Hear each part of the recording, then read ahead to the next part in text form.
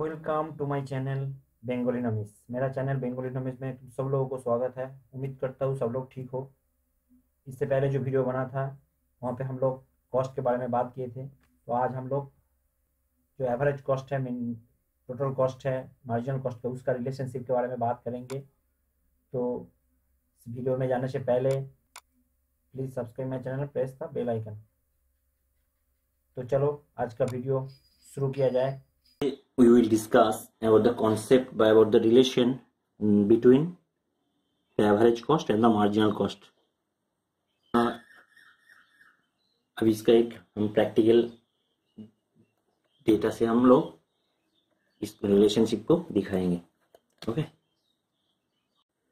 तो fixed cost fixed है, जो प्रोडक्शन के साथ रिलेशन नहीं है, और ये है वेरिएबल कॉस्ट, जहाँ पे एक यूनिट प्रोडक्शन के लिए 30 रुपया कॉस्ट लिख रहा है, जिसे ये बढ़ रहा है, ये भी बढ़ रहा है। तो थर्ड कॉलम में लिखा है टोटल कॉस्ट। तो ये फिक्स्ड कॉस्ट और वेरिएबल कॉस्ट मिला के होता है हमारा टोटल कॉस्ट। जैसे 50 30 55 हमारा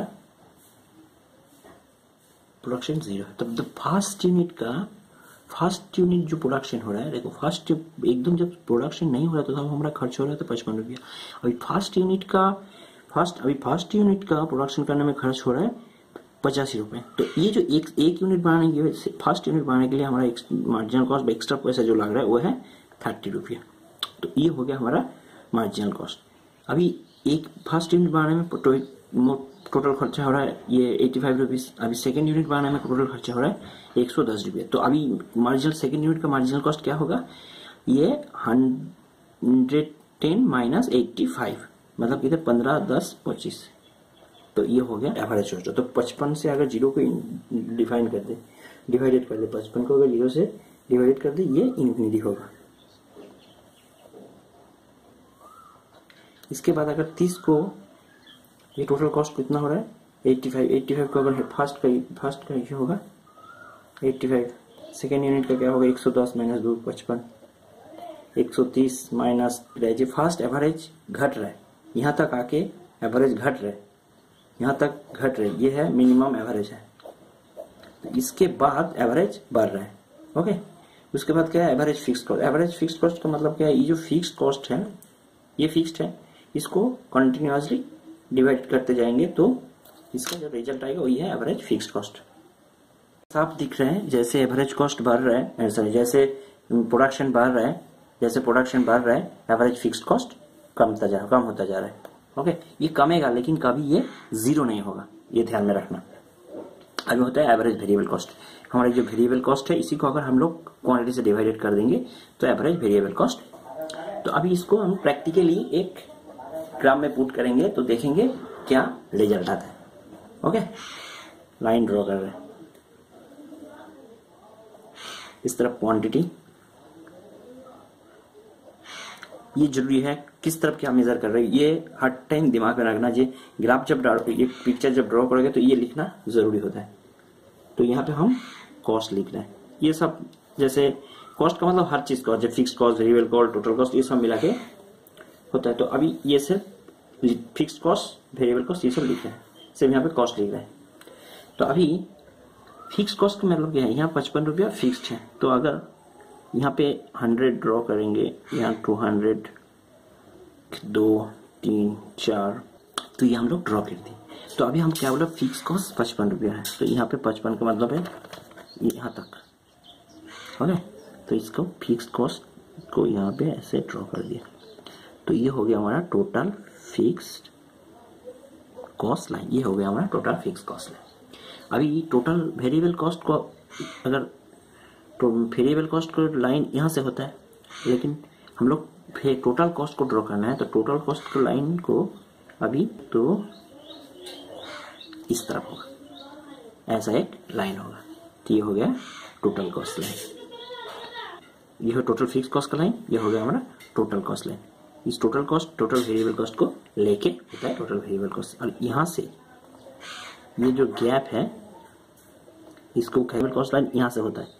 क्यों यहाँ से होता है, टोटल वेरिएबल कॉस्ट लाइन यहाँ से होता है। ये फिक्स कॉस्ट, क्योंकि जब प्रोडक्शन क्या बोल रहे हैं, जो हम जो प्रोडक्शन कर रहे हैं, प्रोडक्शन के साथ साथ टोटल वेरिएबल कॉस्ट बढ़ रहा है।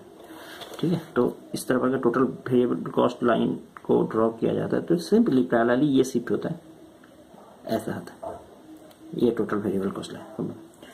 तो ये हो गया हमारा एक पिक्चर। तो अभी यहाँ से इससे हमको एक पैरेलली अगर हम टोटल वेरिएबल को से total average fix cost, average variable cost and marginal cost draw करेंगे तो कैसा होगा दिखने में।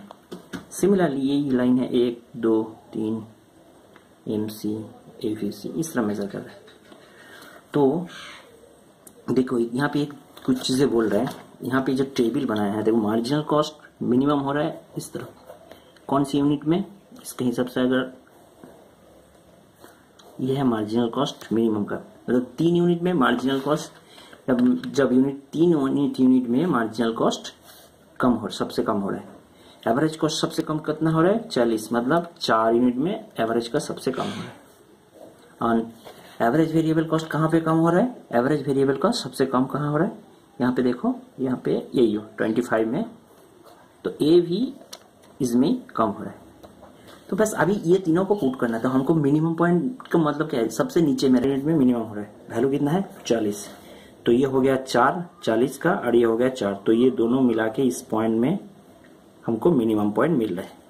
ओके, तो जैसे ये मिल रहा है तो हमको कैसे ड्रॉ करना है इसको, बस ये हो गया मिनिमम पॉइंट, सिमिलरली इसको इससे ड्रॉ कर दे, तो ये हो गया हमारा मिनिमम पॉइंट। तो ये AC कार्ड हो गया। ओके, अभी उसके बाद बात कर रहे हैं वेरिएबल कॉस्ट की, एवरेज वेरिएबल कॉस्ट की। Average variable cost minimum point कितना है, मिनिमम वैल्यू कितना है 25, और कितना पॉइंट में आ रहा है 3 यूनिट में, यहाँ पे 3 यूनिट में एवरेज वेरिएबल कॉस्ट कम हो रहा है। तो इसको अभी 3 यूनिट ये है और 25, मतलब यहाँ से यहाँ, तो ये हो गया एवरेज का मिनिमम पॉइंट। तो कैसे ड्रॉ करेंगे,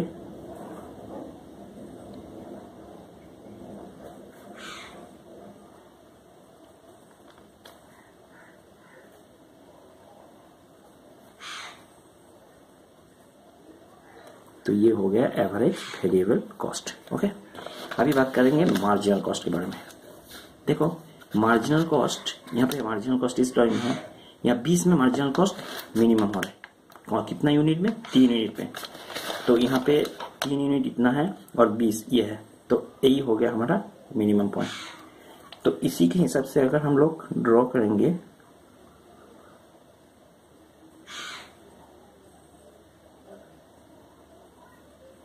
ये हो गया MC कार्ड, ये वाला हो गया MC कार्ड। तो ये MC, ये MC, AC एंड ABC, ये तीनों हमारा कार्ड मिल गया। अभी फिक्स कॉस्ट को अगर ड्रॉ करेंगे, देखो fix cost simply average fix cost कुछ नहीं, एवरेज फिक्स कॉस्ट से भी कमेगा, इसका कोई मिनिमम पॉइंट नहीं है, क्योंकि ये जितना प्रोडक्शन बढ़ेगा ये कम होता जाएगा। हो गया, तो इसको अगर ग्राफिकली पुट करेंगे तो क्या होगा, तो ये एक लाइन होगा कुछ इस तरह, ये नीचे नीचे नीचे जाएगा, तो ये हो गया average fix cost line.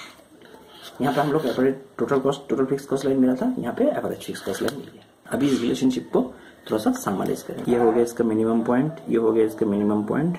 Okay, तो अभी इसको अगर हम Q से डिनोट करेंगे यहाँ पे, तो ये हो गया मिनिमम, ये हो गया P से डिनोट करेंगे इस पॉइंट को, इसको Q से डिनोट करेंगे, तो यहाँ पे रिलेशनशिप क्या लिख सकते हैं, MC is below the AC, it pulling AC कब डाउन, तो ये जब MC नीचे में जब MC AC के नीचे में रहेगा तब AC नीचे आएगा।